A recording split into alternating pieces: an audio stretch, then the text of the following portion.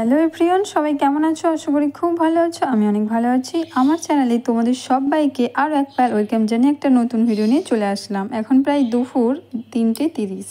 Ready হয়ে রাস্তায় বেরিয়েও পড়লাম। এত গরম যে মুখে অবস্থাটা একদম খারাপ। আর এদিকে দেখো বর্মশাই রেডি। তারপর বরের সাথে চলে আসলাম স্কুটি করে বৌদিদের বাড়িতে। তো বৌদিরাও যাবে সাথে। এখানে এসে কি হলো,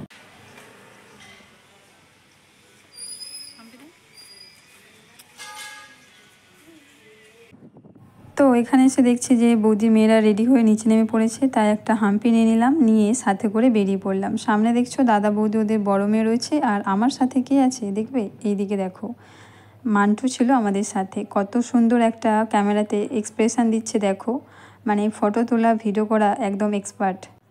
চলো এবার আমাদের মেন ডেস্টিনেশানে যাওয়া যাক। রাস্তার দেখো একটা সুন্দর ভিউ তোমার সাথে শেয়ার করতে করতে আমরা আসছিলাম আমাদের ডেস্টিনেশান বিমলিতে। এইদিকে গাছটার মধ্যে কিছু একটা ছিল, ভাবলাম তোমার সাথে শেয়ার করি, নিজেও বুঝতে পারিনি ওগুলো কী ছিল।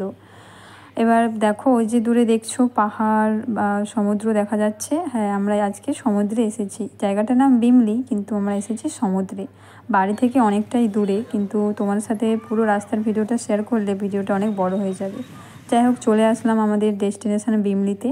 আর আমার বর্মশাইও ছিল ওখানে, স্কুটি রাখতে গিয়েছিল। তো তারপর আমরা ভেতরে ঢুকে গেলাম। তো সামনেই ডেকোরেশনটা কিন্তু খুব সুন্দর ছিল। দেখো এখানে লেখা রয়েছে বড় বড় বিমলি। আর বর দেখো ওখানে দাঁড়িয়েছিল, ও সবার ফার্স্টে গিয়ে আগে দাঁড়িয়ে রয়েছে।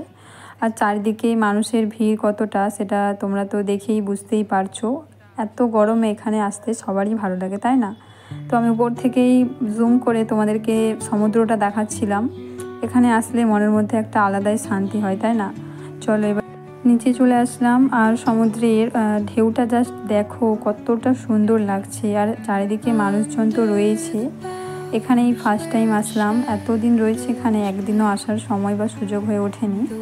তাই তোমাদের সাথে একবার ভালোভাবে শেয়ার করছিলাম। আমি প্রচুর এক্সাইটেড ছিলাম এখানে আসার জন্য। এখানে আসার বহুদিনের ইচ্ছে ছিল আমার, ফাইনালি আজ পূরণ হলো।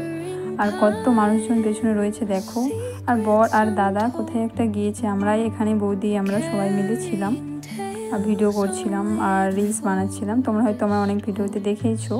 আর তারপর অনেকটাই সন্ধে হয়ে গেল, দেখতে দেখতে পুরো সন্ধে হয়ে গিয়েছে। আমরা এসেছিলাম 5:30 বেজে গিয়েছিল। তারপর তো 1 ঘন্টা এখানে থাকার পরে সন্ধে হয়ে গেল। চারিদিকটা তো সন্ধেবেলা অসাধারণ লাগছিল। আর দাদা আমার বড় চলে আসছিল অনেকক্ষণ আগে, অনেকগুলো ভিডিও ফটো সবই তুলেছিলাম। আর এদিকে কিছু মেলা বসেছিল, তো সেই মেলাগুলো একটু দেখছিলাম। বাচ্চাগুলো কিছু কেনাকাটার জন্য বায়না করছিল, সেই কারণে মেলায় ঢুকেছিলাম। তারপর আমরা ওখান থেকে বাইরে বেরিয়ে পড়লাম। তো বাইরে বেরোনোর পর এখানেও একটা দোকান ছিল, ওই দোকানটায় একটু ঢুকেছিলাম। আর ওখান থেকে আমরা বাড়ির জন্য বেরিয়ে পড়েছি। প্রায় এখন 7টা বাজে, অনেকটাই রাত্রি হয়ে গেছে। তোমরা তো অন্ধকারটা দেখে বুঝতেই পারছো।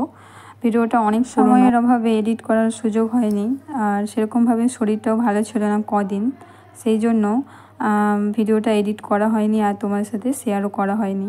তারপর আমরা বাড়ির জন্য বেরিয়ে পড়েছিলাম। সুন্দর এই হোটেলের ভিউটা তোমার সাথে একবার শেয়ার করছিলাম।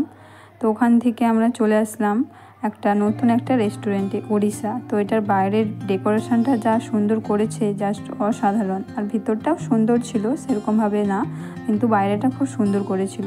তো এরপর আমরা ভেতরে ঢুকে গেলাম। যেহেতু খুব খিদে পেয়ে গেছিলো সেই দুপুরে ভাত খাওয়া, সেই কারণে এখানে তান্দুরি রুটি, চিকেন 65, রাইস, তো অনেক কিছু অর্ডার দেওয়া হয়েছিল। সব কিছু খাওয়া দাওয়া করে আমরা বাইরে বেরিয়ে পড়লাম। তো বাইরে বেরিয়ে ওখানে আমি আবারও তোমাদের ডেকোরেশনটা দেখাচ্ছিলাম, কারণ আমার এটা এত সুন্দর লাগছে, বারবার এটাই তোমার সাথে শেয়ার করছিলাম। আর বড়মশাই ওখান থেকে স্কুটি বার করছিল। চলো এবার আমরা বাড়ি যাই। এখানে প্রায় 9টা বাজে। এখান থেকে বাড়ির ডিস্টেন্স অনেকটাই দূরে ছিল, সেই কারণে আমাদের আজ অনেকটাই লেট হয়ে গেল। চলো ভিডিওটা আমি এখানেই শেষ করলাম। ততক্ষণ সবাই ভালো থেকো, সুস্থ থেকো। দেখা হচ্ছে আবারও একটা অন্য কোনো ব্লগে। সবাইকে গুড নাইট, টাটা।